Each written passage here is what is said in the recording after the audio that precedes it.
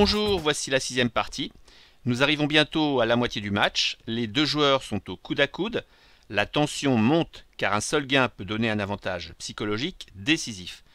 Aujourd'hui, la partie va être particulièrement longue et je m'attacherai à la commenter, plus particulièrement sur ces temps forts. Carlsen Calais-Blanc décide de diriger le débat vers le début du pion Dame D4. Déjà joué lors de leur deuxième partie du match, la question sera maintenant de savoir si ce sera une catalane avec G3 et Fou G2. La réponse noire, cavalier F6, comme lors de la deuxième partie.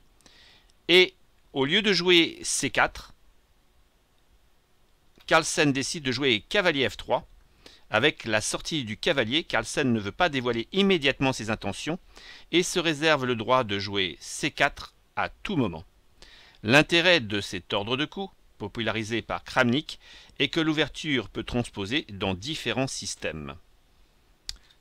Après cavalier F3, les noirs décident de jouer D5, G3, E6, Fou G2, Fou E7, petit roc, et ici il suffirait d'un coup comme C4 pour que l'on puisse transposer dans la deuxième partie, souvenez-vous, avec D prend C4, Dame C2 et le fameux B5.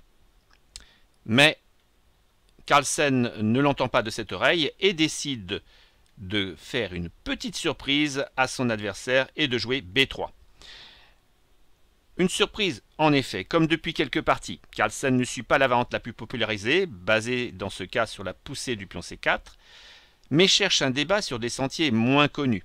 Cela peut démontrer qu'il craint la préparation de son adversaire, mais également qu'il souhaite le sortir de sa zone de confort.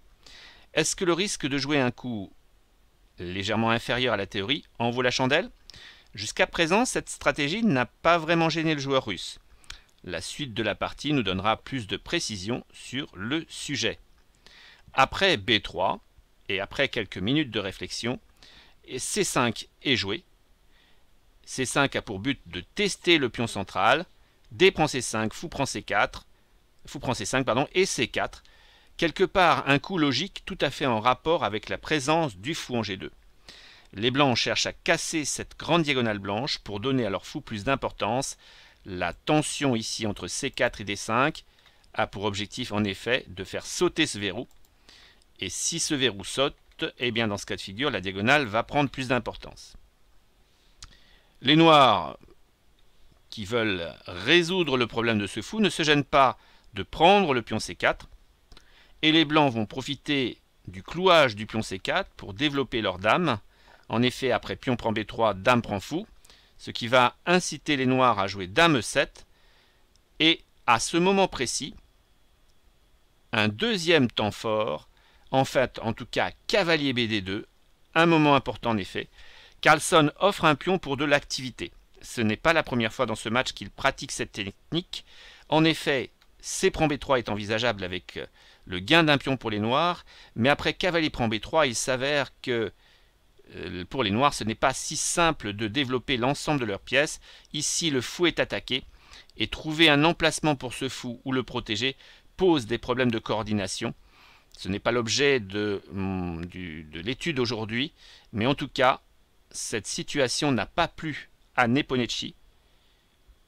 Les blancs attaquent certes le fou et en même temps ont plus de possibilités de mettre en difficulté le jeu noir. Notamment par la diagonale ici A3, dès que le fou s'en va en B6. Mais aussi par la possibilité du cavalier qui va en E5, cavalier C4, qui peut attaquer le fou à tout moment. Bref, le jeu des blancs est plus aisé, même la fou B2 peut être aussi intéressant. Par conséquent, les noirs ont décidé plutôt que de jouer quelque chose qui peut être gênant au niveau du développement. Ils ont préféré jouer eux-mêmes le développement. Ils refusent ainsi le cadeau proposé par Carlsen et peut-être une préparation minutieuse. Que jouer maintenant? Eh bien, les blancs décident de prendre le pion avec le cavalier et ainsi de centraliser celui-ci. B5 attaque le cavalier, logique quelque part, car les noirs veulent résoudre au plus vite le jeu de leur fou C8 afin de favoriser la liaison de leur tour.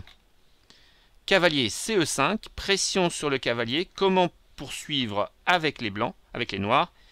Eh bien, là aussi, cliquez sur pause, n'hésitez pas. Cherchez par vous-même. Et si vous trouvez l'idée cavalier prend E5 mauvaise, eh bien vous avez raison, car les noirs seraient en retard de développement et faciliteraient le projet blanc d'exploiter la batterie cavalier fou de leur fianchetto pour mettre plus qu'en difficulté les noirs. Ici, la menace de gagner la tour pose des problèmes de défense conséquents. Pas question de jouer tour B8 à cause de la fourchette. Attaque la dame et attaque le cavalier. Et pas question également de jouer cavalier D5 pour boucher la diagonale comme dans une catalane classique, parce que dans ce cas de figure, vous avez l'option cavalier C6 qui met en relief la surcharge entre la dame et le fou, qui force la dame à jouer dame D6. Et là, typique d'un jeu conséquent sur la grande diagonale, E4, cavalier B4, le cavalier est attaqué. Si jamais dame prend C6, il y a pion prend, et ici fou E3 qui cloue le fou. N'hésitez pas à cliquer sur pause pour chercher toutes ces variantes. Ça vaut la peine. Donc ce qui veut dire que les noirs vont jouer cavalier B4, et là d'après vous, que jouent les blancs? Pas très compliqué. Encore faut-il trouver le coup. Vous avez raison, c'est cavalier prend cavalier, fou prend, et la poussée E5, génial, pour attaquer la tour. Vous allez me dire, oui, mais il y a dame prend E5 qui attaque également la tour. Mais là, vous avez à votre disposition ce petit coup intermédiaire qui permet d'attaquer la dame et la tour simultanément. Impossible pour les pièces noires de s'auto-protéger. Ce qui va dire tout simplement que les blancs ont l'avantage si jamais les noirs décident de prendre le cavalier. Pas question donc de prendre le cavalier de cette manière. Par contre, une attaque directe sur la dame va permettre à Nepomucci de résoudre son problème de développement. La dame étant attaquée, il faut la recycler. Dame B2. Et maintenant, fou B7 permet de mettre un vis-à-vis entre le fou G2 et le fou B7, ce qui est généralement bon signe si les noirs le font dans de bonnes conditions, donc pour les noirs. Les blancs ont besoin d'espace, ils ont besoin de résoudre ce problème de fou C1. Ils vont jouer ici A3 pour forcer le cavalier à partir. Et là, encore une fois, un bon choix de la part des blancs, d'après vous. Eh bien, ils vont jouer non pas cavalier prend C6, qui résoudrait encore plus facilement les problèmes de développement noir, puisque dans ce cas de figure, les deux tours sont liés, et vous remarquez que le fou n'a pas encore joué. Ce qui veut dire, dans ce cas présent, que la bonne solution de la part des blancs, c'est de jouer cavalier D3, d'attaquer le fou, ce qui va inciter les noirs, pour ne pas donner leur paire de fou, à jouer fou B6. Et là, je vous propose de cliquer sur pause pour voir de quelle manière vous pourriez envisager la position. Le coup est peut-être simple, mais il est extrêmement important pour la suite de la partie. C'est en effet jouer fou G5, logique. Les deux tours sont liés. Ce fou cloue le cavalier, tout cela c'est normal. Mais la conséquence d'un tel coup va apporter une lumière supplémentaire à l'intérêt de cette partie. Car les noirs vont jouer naturellement un coup de tour sur la colonne D. Et là, que jouez-vous avec les blancs? Eh bien, fou prend cavalier F6. Les blancs cèdent la paire de fous. Voici un moment très important, une position critique comme le dirait le célèbre entraîneur Yusif Dorfman. Cette prise de cavalier dénature la structure de pion à l'aile droite de manière durable. En effet, après fou prend F6, il va bien falloir récupérer ce fou. Si par exemple, G prend F6, comme nous allons le voir dans la partie, nous effectuons le bilan de la méthode russe, les blancs possèdent un avantage à long terme lié à l'affaiblissement de l'aile roi, colonne G ouverte, donc exposition du roi direct, plus au niveau structurel, faiblesse de la structure de pion, pion H isolé, et complexe de pion triplé qui peut à terme être une faiblesse. Ce qui veut dire que les noirs doivent faire attention à ce problème statique. Ils ont pour compensation un jeu dynamique lié à l'exploitation de leur paire de fous, du contrôle des cases centrales. C'est un moment donc très important qui se passe actuellement avec fou prend cavalier. Les noirs auraient pu décider de reprendre avec la dame, mais dans ce cas de figure, dame prend dame par exemple, toujours pareil, des problèmes statiques liés à l'aile roi. Et les noirs devraient trouver des compensations avec leur paire de fous. Nepomniachtchi a décidé à partir de fou prend f6 de reprendre avec le pion G et ainsi conserver la dame pour avoir peut-être un jeu dynamique plus imposant afin de compenser l'avantage statique lié à la position du roi noir faible. Après G prend F6, les blancs décident de jouer cavalier D4 et les noirs, avec leur paire de fous, généralement vont choisir un jeu lié sur case noire parce que le fou blanc est absent. Le fou des cases noires pour les blancs est absent. Donc les noirs vont chercher du jeu sur ces cases et notamment en installant le cavalier D4. Les noirs se lancent ainsi dans une série de coups forcés qui va aboutir à la position suivante. Cavalier prend, fou prend, dame A2 attaque, et donc se replie. Fou prend G2, roi prend G2, élimination du fou fianchetto. Dame B7 échec, roi G1 et dame E4. Voici cette série d'échanges effectués. Les noirs qui ont certes cédé leur paire de fous possèdent un jeu central dominateur, présence de la dame, du fou et de la dame, de la tour. Ils doivent toujours cependant jouer dynamique en raison de leur structure à l'aile roi affaiblie. Sans oublier que leur tandem dame et fou pourrait s'essouffler à long terme face au tandem dame et cavalier, ou cavalier-dame, aussi à l'aise sur case blanche que sur case noire. Les blancs décident de jouer dame C2, A5, tour FD1, roi G7, et à ce moment, à nouveau un temps fort de la partie, les blancs décident de jouer tour D2, mais il s'avère que E3 était peut-être un coup plus préférable. L'idée est de chasser le fou, et les variantes suivantes telles que le retrait du fou en E5 permet dame E2 et offre aux blancs un jeu plus agréable. Ce fou n'a pas énormément de perspectives.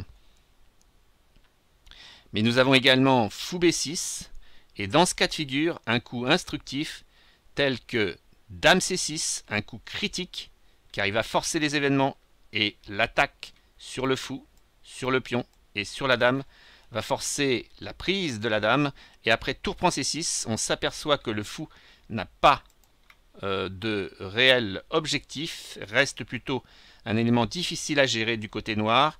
Tour AB8 et roi F1 suivi de tour D5 par exemple et roi E2, eh bien on peut considérer que les blancs conservent un jeu plutôt agréable car le cavalier semble avoir plus de perspectives que le fou. Cependant, les blancs n'ont pas joué ce coup.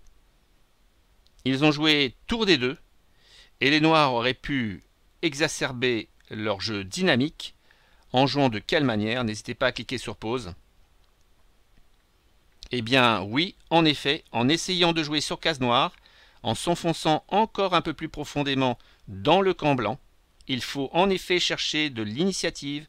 Un jeu dynamique, c'est cela, pour compenser la faiblesse de l'aile roi, qui ne se voit pas pour le moment, mais qui est durable à terme. Après B4, pourquoi pas A prend B4, le plus raisonnable.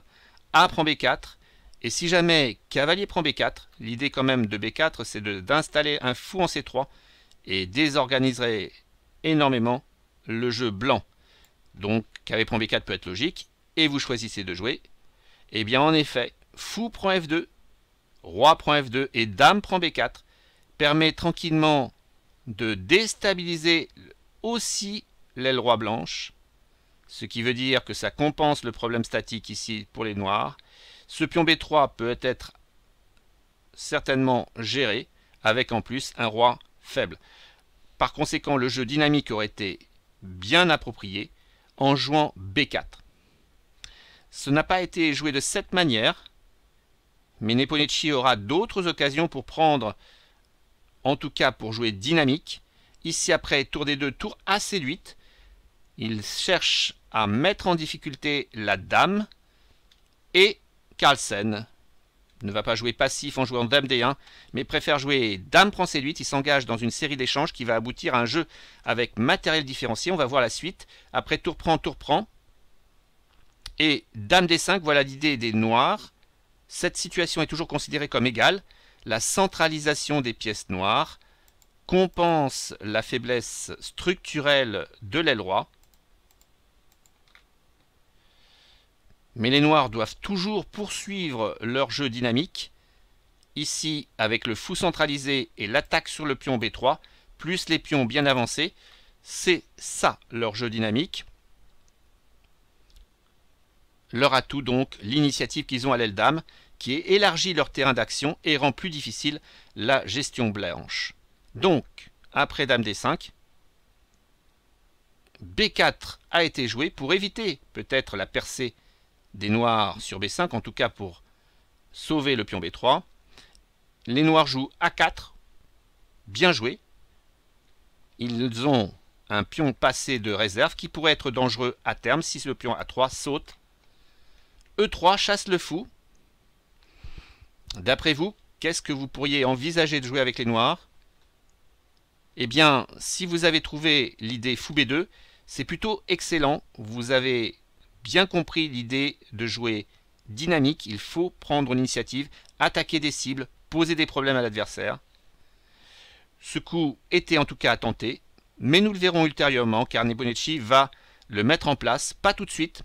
Il va jouer ici fou E5, laisse un peu de temps de répit à son adversaire. Les blancs en profitent pour jouer H4, H5, pas de prise d'espace, mais attention, ce pion H5 peut devenir maintenant une cible. Roi H2, il met en place son roi pour le sécuriser de la première rangée. Et là, finalement Nepomucci trouve la bonne voie, il joue dynamique et joue, d'après vous, en effet, il joue fou B2, profite de l'aspect tactique que le cavalier est cloué pour installer le fou, attaquer une cible et poser des problèmes de gestion pour les blancs. Le coup tour C5 est un coup certes concret, qui en plus attaque le pion, attaque la dame et également le pion H5. Mais les blancs ont un juste coup, c'est-à-dire dame D6. Et là, si vous êtes à la place des blancs, n'hésitez pas à cliquer sur pause car ce moment est très important. Il faut en effet prendre la décision de prendre le fou, ce qui n'a pas été le cas. Carlsen a joué tour D1. Il fallait prendre le fou, c'était beaucoup mieux. Après tour prend B2, dame prend cavalier. Les blancs sont amenés certes à protéger le pion A3 et après dame B3 à protéger la tour. Cette situation offre un jeu relativement égal.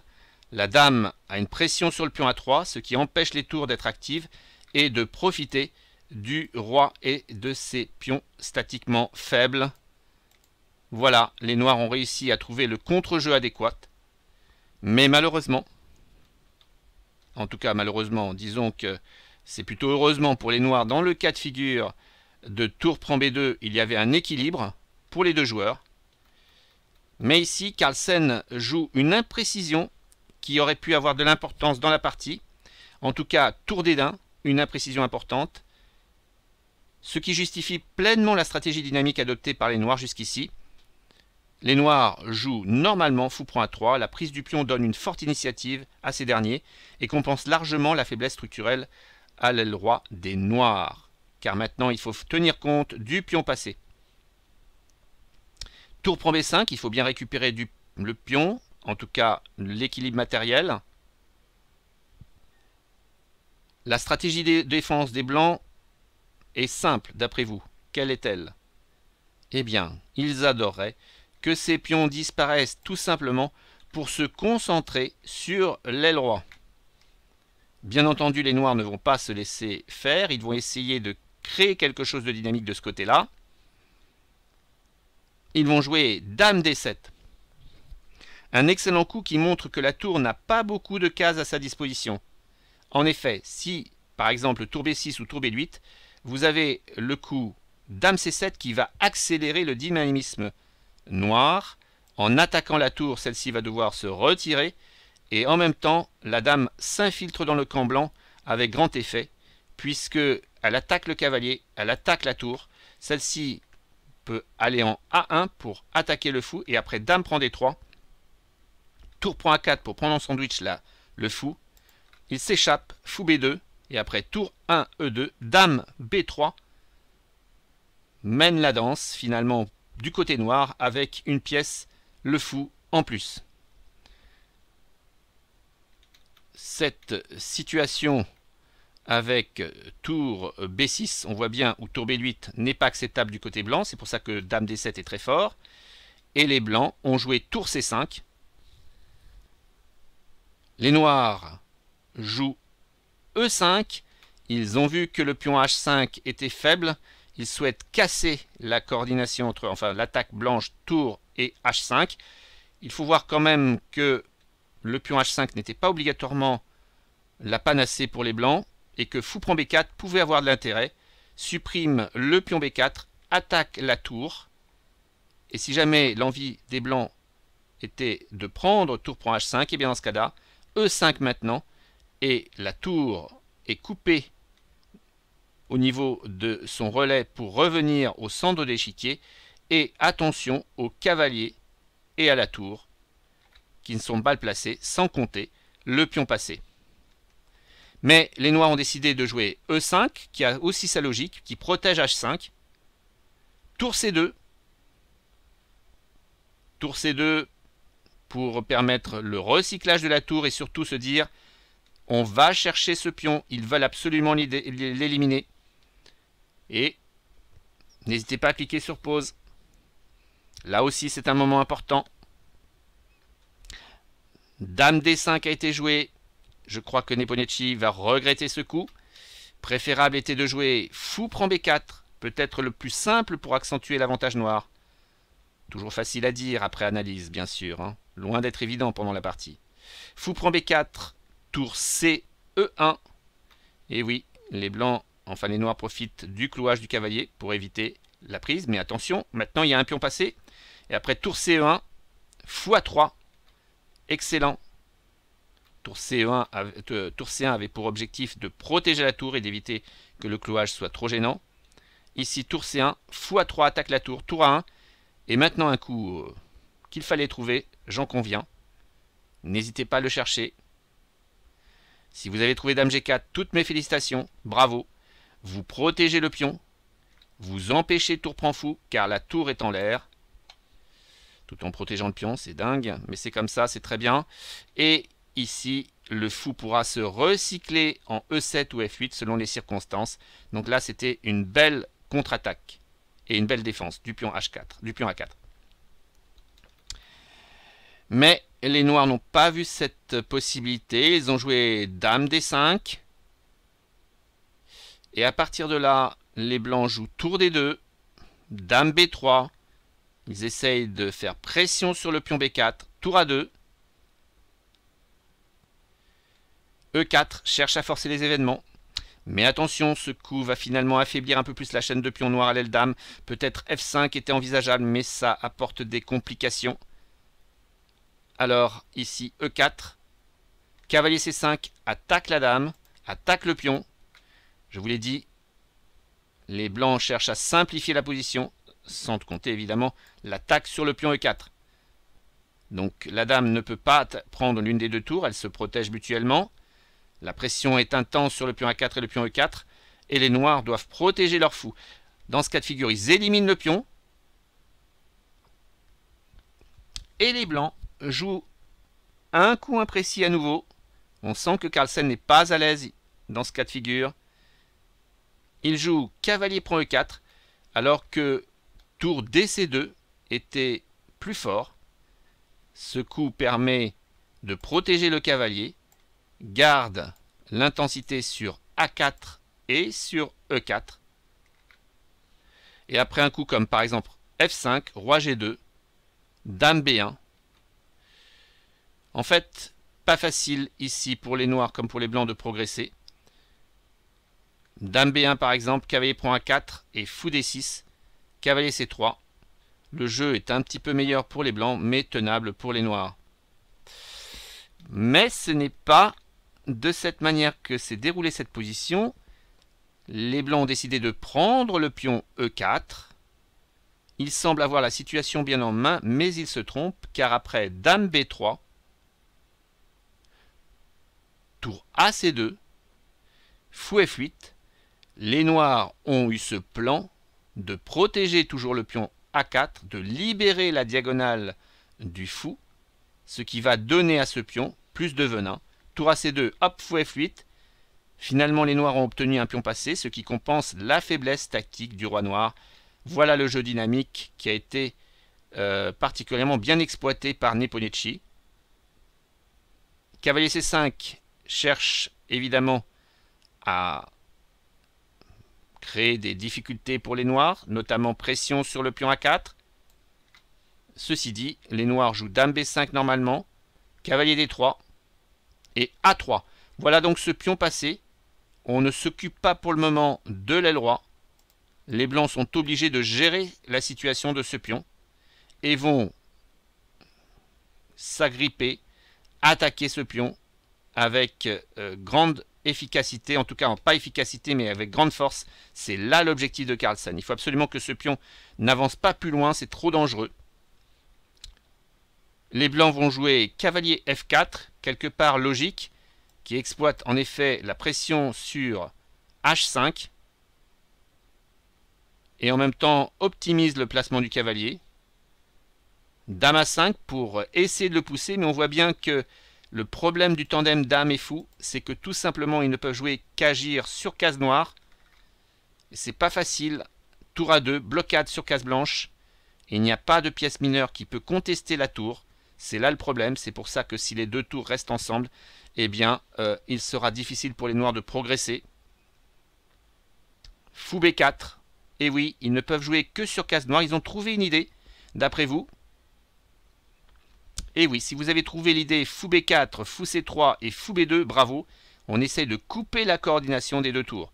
Ça, c'est excellemment bien pensé. Mais les blancs sont très en alerte. Ils vont trouver un moyen de se protéger en jouant, n'hésitez pas à cliquer sur pause, en jouant tour D3, en effet, avec l'idée que sur Fou D3, Fou C3, pardon, qu'est-ce que les blancs vont jouer?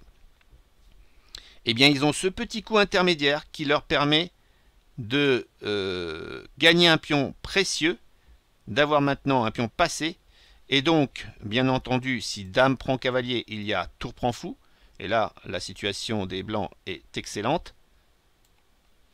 Mais si les noirs ne prennent pas, eh bien, le cavalier va pouvoir revenir avec un jeu tout à fait OK pour les blancs. Alors, roi H6 est joué pour protéger le pion H6. H5, voilà, pardon. Et que jouer avec les blancs? Eh bien, le coup, tour D1, bravo. Plutôt bien vu. Mais les noirs ont quand même un antidote, bien vu parce que la tour peut aller en A1 pour essayer de faire pression sur le pion A3. Et d'après vous, qu'est-ce qu'on pourrait jouer avec les noirs? Eh bien, le coup Fou C3 avait de l'intérêt. L'idée toujours est de couper la route, la coordination des deux tours. Certes, tour D5 pouvait poser des problèmes. Et là, il y a une jolie variante pour les noirs. Il fallait la trouver, c'était pas évident. Après Dame B4, tour prend H5 peut faire peur en effet pour les noirs. Roi G7 et cavalier D5. Voilà l'idée peut-être blanche. Mais les noirs ont la possibilité de jouer Dame G4 pour attaquer la tour. Et après cavalier prend C3, Dame prend. Tour prend A3. Logique tout ça. Il y avait un coup très fort. Dame C5. Dame C5 qui attaque la tour, qui attaque le cavalier. En fait, il y a une sorte de surcharge. Si par exemple cavalier B1, il y a immédiatement Dame C2 qui attaque le cavalier et qui attaque le pion. C'était pas facile pour les blancs dans ce cas de figure. Et si jamais tour B3, eh bien vous avez ces deux pièces côte à côte. Elles sont fragilisées, la coordination est plus difficile et les noirs peuvent avec Dame C4 prendre l'initiative avec Dame B4. Bien entendu, ces variantes sont dues aux analyses aussi de l'ordinateur. Évidemment, pour un être humain, ce n'est pas simple de pouvoir jouer de cette manière. Donc en fait, Fou C3 était une variante tout à fait adéquate pour les noirs pour jouer au mieux cette ligne. Les noirs ont décidé de jouer Dame A4 et après tour D1. Maintenant le pion A3 est fixé à la défense. Le fou n'a pas le temps d'aller en C3. Alors il faut jouer Fou D6. En tout cas c'est ce qu'il a joué. Attaque, pression sur le cavalier. Mais cela n'inquiète pas les blancs. Car si le fou prend le cavalier, le pion A3 tombera. Roi G1. Dame B3. Et maintenant, bien que les noirs aient l'avantage, les blancs ont un jeu plus libre. Pourquoi? Eh bien tout simplement parce que le cavalier peut jouer aussi bien sur case blanche que sur case noire. Et ce cavalier va chercher à supprimer le pion A3. Eh bien, il évolue plus facilement face au fou, car celui-ci ne peut que contrôler que les cases noires. Donc voilà l'intérêt de posséder ce cavalier. En fait, les blancs vont chercher vraiment à supprimer ce pion. L'idéal, par exemple, de jouer cavalier C2 pour prendre le pion. Et les noirs décident de jouer Dame D3. Peut-être que Fou B4 était intéressant. Et après cavalier D4, Dame C4. Avec toujours l'initiative. Si maintenant cavalier C2, eh bien vous avez un coup incroyable. C'était le coup de défense de la part des noirs qu'il fallait trouver. C'était ici Fou C3. En effet, après ce coup, eh bien les blancs sont désorganisés. L'attaque sur la tour est désagréable. La tour ne peut pas jouer, sinon la tour blanche est prise. Et si cavalier prend A3 qui attaque la dame, eh bien vous avez le coup intermédiaire Dame B3 qui pose également des problèmes de jeu. Les deux tours ne peuvent plus être ensemble. Le fou qui attaque la tour les désorganise. Et dans ce cas-là, c'est problème pour les blancs. Mais les noirs ne jouent pas de cette manière. Ils ne rentrent pas dans le camp blanc. Ils préfèrent jouer plutôt de rentrer avec la dame, Dame D3. Mais cavalier D4, roi H7, roi H2. Et là, n'hésitez pas à cliquer sur pause parce que c'est un moment important. Les noirs décident de jouer Dame E4. Ils vont lâcher un peu de terrain. Et au lieu que roi G6 soit le coup le plus adapté, qui protège H5, qui maintient la dame en l'état pour protéger A3. Et sur roi G6, cavalier C2 pour attaquer le pion A3. Que jouez-vous? Quel coup de défense? Eh bien, vous avez Dame B3 avec une position qui doit être équilibrée. Car si jamais cavalier prend A3, vous jouez, vous l'avez bien compris, en effet, Fou E5 qui rompt la coordination des deux pièces. Voilà, c'était ça le système de défense qu'il fallait trouver pour les noirs. Malheureusement, en jouant Dame E4, les noirs lâchent du terrain. Et après tour prend A3, même Dame prend H4, qui gagne un pion, en tout cas qui récupère le pion. Eh bien, certes, ça casse un peu le roi blanc, l'aile roi, mais il n'y a pas photo ici. Il est clair que le troc du pion H contre le pion A, vous voyez, ce pion était vraiment très dangereux. C'était l'assurance vie des noirs. Eh bien, la perte de ce pion ne va pas suffire. C'est-à-dire après Dame prend H4, les noirs, les blancs ont joué roi G1 et après Dame E4, nous pouvons dire que les blancs ont réduit le terrain de jeu. Il s'agit maintenant pour eux de remobiliser leurs pièces. Le plus dur semble placé pour les blancs qui ont réduit le jeu dynamique de leur adversaire en supprimant le pion A au prix simplement de leur pion H, comme je vous l'ai dit. Suit une phase de jeu où les blancs vont chercher à progresser tout en évitant le contre-jeu adverse sur leur roi. L'idéal pour eux sera de supprimer le fou afin de réduire encore plus leur jeu dynamique. Voilà, donc les blancs ont supprimé ce pion qui était l'essentiel du jeu dynamique noir. Maintenant, le jeu des blancs, donc, c'est de se remobiliser. Et le jeu des noirs, c'est d'essayer de continuer à jouer dynamique. Mais leur situation est plus pauvre que tout à l'heure. Ils n'ont plus de pions passés. Fou E5. Et les blancs vont se remobiliser. Avec cavalier 2, ils attaquent la dame. Donc, pas question de prendre la tour, bien entendu. Dame C2. Tour A2, protection latérale du cavalier et mise en place des tours sur case blanche. Remarquez comme les cases blanches sont préservées pour les blancs. Ils en profitent amplement et montrent les limites du tandem dame et fou. Après dame B3, roi G2, dame D5, F3. Je vais un petit peu vite car ces phases de jeu sont certes instructives, mais c'est de la technique ici. Dame D1, F4, prise d'espace sur le fou, fou C7, roi F2, le roi colmate, protège, E3, G3. Notons que si la noire essaye de contourner le roi, cette manœuvre de contournement pour tenter de faire sortir le roi de sa tanière paraît dangereuse, mais les blancs ont de quoi répondre, d'après vous. En effet, vous avez la possibilité, puisque l'idée noire est de se placer en F2 pour attaquer, ou pourquoi pas pousser H4, vous avez la possibilité de jouer tour A1, et sur dame H2, roi F3, on voit encore que le fou, on aimerait bien qu'il soit sur case blanche, mais ce n'est pas le cas. Et après le H4 qui voudrait avoir comme intention d'ouvrir le jeu, eh bien le simple G prend H4 montre les limites de la dame sur cette région de l'échiquier. Après dame H3, vous avez cavalier G3.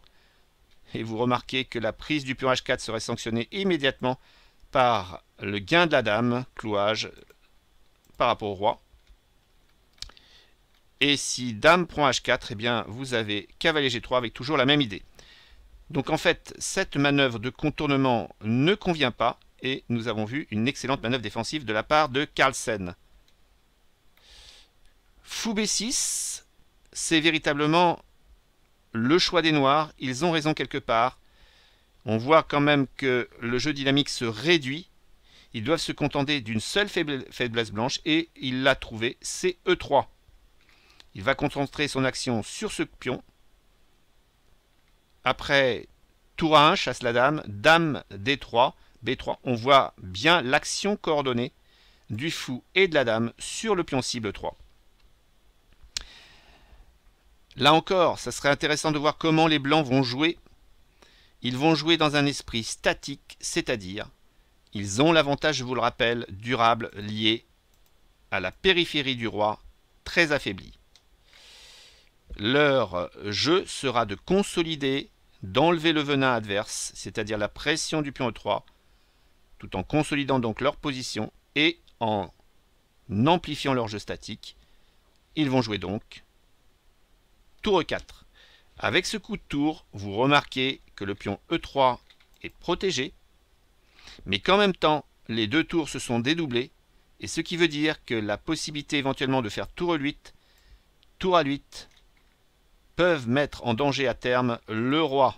Voilà la situation qui arrive, finalement, qui a été envisagée il y a longtemps de cela, et qui maintenant, à force de jouer de cette manière, finalement, à force de réduire le jeu dynamique des noirs, les blancs en arrivent à justement créer des menaces sur le roi noir.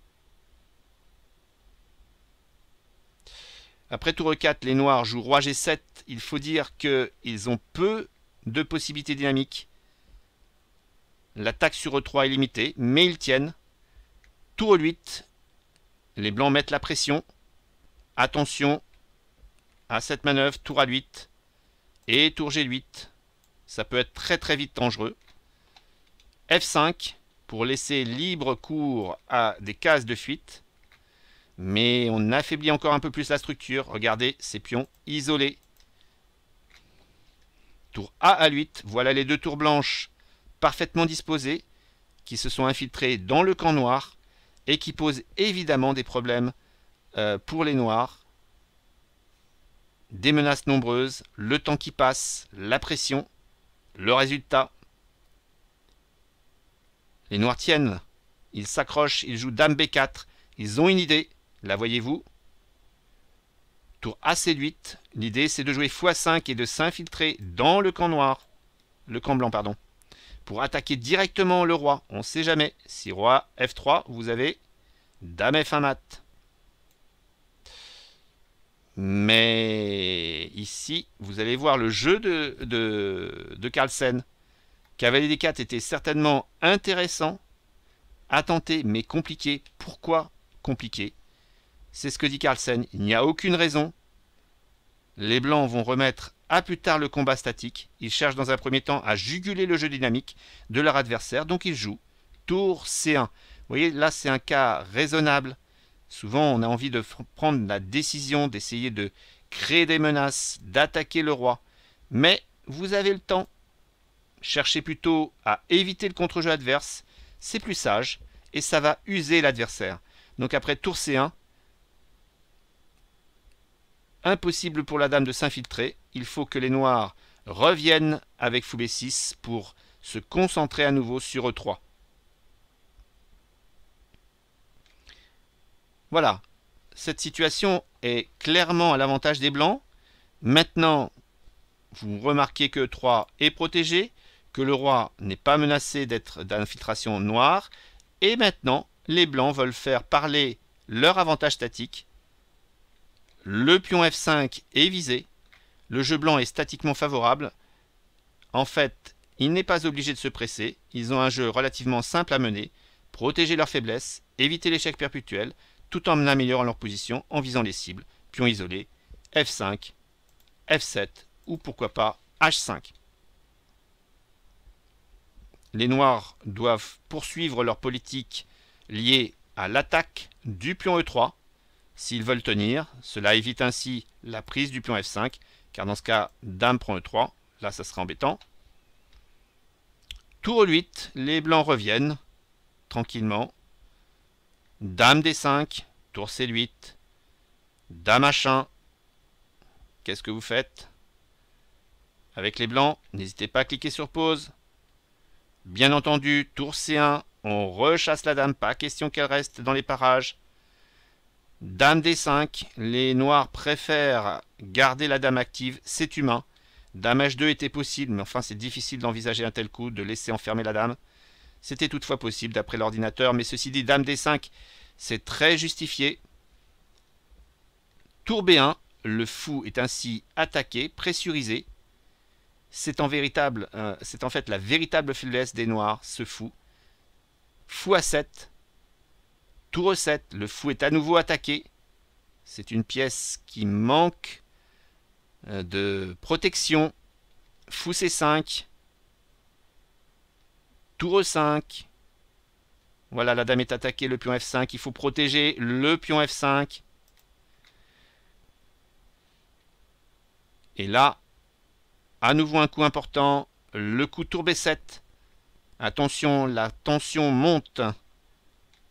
La cible F7 est visée, la cible F5 est visée. Et comment conserver le fou en l'état? Il ne peut pas bouger.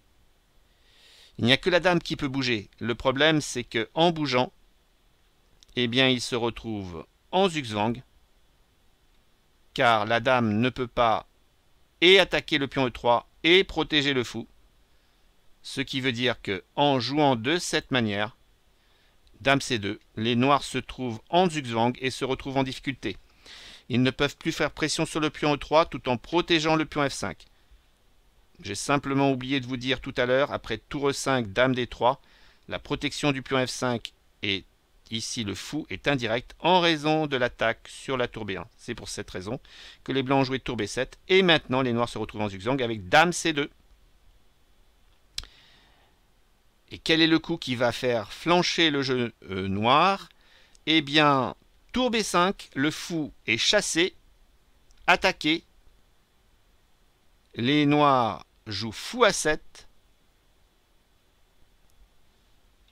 Les blancs pourraient déjà jouer tour prend F5. Ils ne le font pas. Ils jouent tour A5. Ils profitent parfaitement du fou qui manque de perspective pour le harceler systématiquement, ce qui rend la défense noire plus difficile à manœuvrer et qui use l'adversaire. Fou B6, tour AB5 à nouveau, le fou s'en va et maintenant les blancs prennent. La position noire se dégrade, un pion de moins. Dame D3. Voilà une position où les noirs vraiment se défendent sur ce pion E3, essayent de vraiment vous donner le maximum pour éviter que les blancs soient trop présents contre leur roi. N'hésitez pas à cliquer sur pause.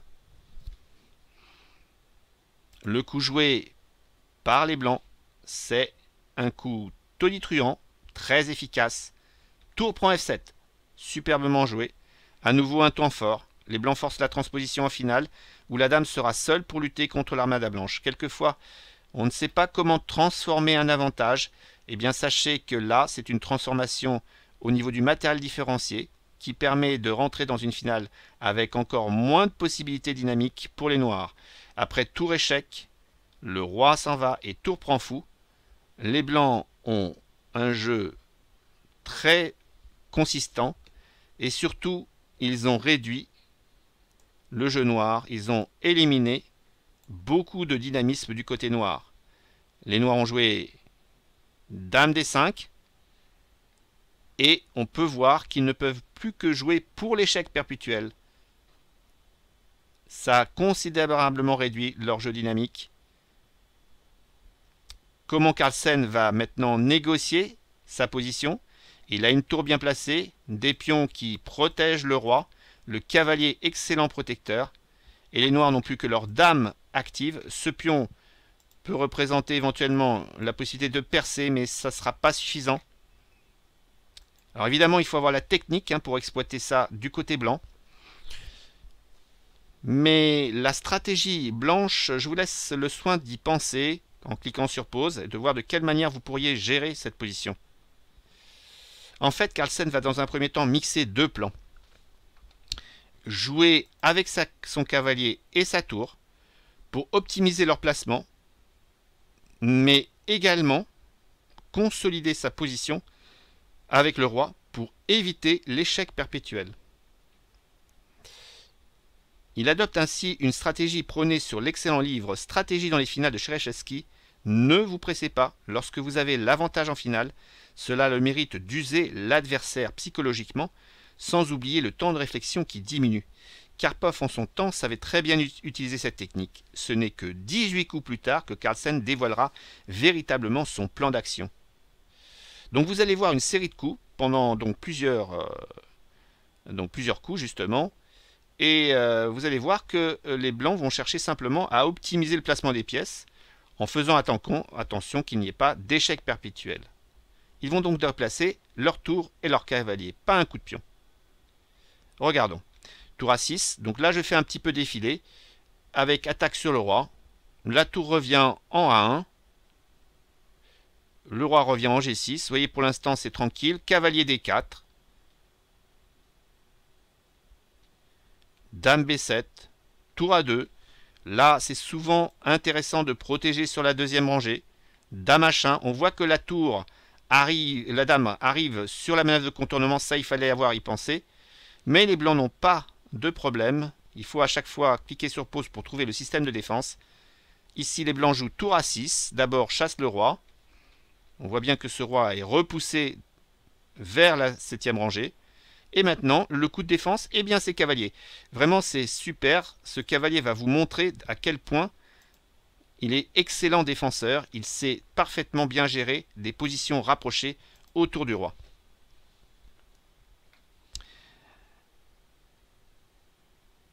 Donc on va noter l'excellent travail du tandem cavalier-roi pour défendre son territoire. Et on va noter aussi l'excellent travail du cavalier et de la tour pour attaquer le roi noir. Alors, dame B1, ok, la tour vient en D6, roi G7, tour D5, attaque le pion, bon, dame A2 échec, et hop, la tour D2, on voit bien que la tour rayonne par rapport au cavalier parfaitement. La dame est chassée, vous allez voir, tour E2, regardez-moi cette position. Une forteresse, véritablement impossible pour la dame de profiter du roi blanc. Dame B6, tour C2, je fais défiler quelques coups. Cavalier D4 protège la tour. Dame H1, à nouveau une manœuvre de contournement. Et hop, on recommence.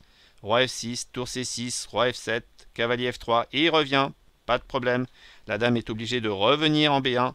Et là, cavalier G5, on replace, on attaque le roi. Regardez comme le cavalier, hop, gère. Et contrôle la case C2 pour revenir sur la case, sur la rangée C2 en cas d'échec.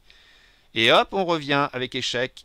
Et le cavalier qui revient. Encore une fois, les blancs consolident leur position. Excellemment bien défendu. Dame B1.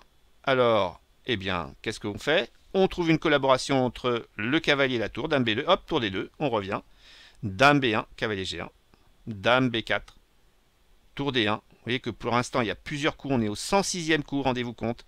Dame B3. Mais cette stratégie a le mérite d'user. Voilà. Et voilà, ça c'est le coup important. Cavalier revient en E2. Le cavalier bouche la deuxième rangée tout en protégeant G3. Voilà donc la bonne formule pour Carlsen. Maintenant, dame B1 est jouée. Et là, à vous de trouver le coup blanc, le véritable plan. Eh bien, c'est de jouer E4. Il bouge enfin un pion. Un coup important. En avançant leur pion central, ils annoncent la couleur, l'avancée des pions pour aller faire promotion. Voilà l'idée de Carlsen. C'est la stratégie de gain dont je vous avais parlé. La valeur des pions augmente au fur et à mesure qu'ils avancent sur l'échiquier en raison de leur future promotion. Tout l'enjeu est de les avancer avec précaution pour éviter l'échec perpétuel de la dame. Dame H1, tour D1, tour D7. Roi G8. Maintenant, vous êtes bien entraîné pour défendre votre position. Tour D4.